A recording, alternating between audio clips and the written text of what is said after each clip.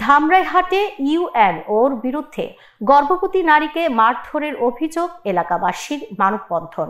বিস্তারিত থাকছে তথ্যচিত্রে। নওগাঁর ধামরাইহাটে উপজেলা নির্বাহী কর্মকর্তা ইউএনও ও পৌরসভার প্রকৌশলীর বিরুদ্ধে গর্ভবতী নারীকে মারধর ও অশ্লীলতাহানির অভিযোগে মানববন্ধন করেছেন স্থানীয়রা।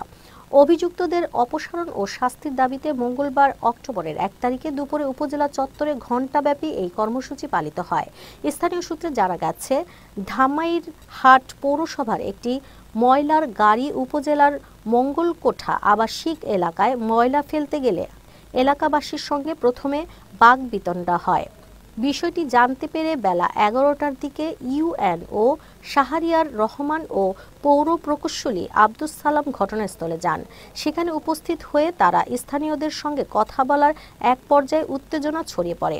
এ সময় ইউএনও ও তার সঙ্গে থাকা লোকজন কয়েকজনকে মারধর করেন।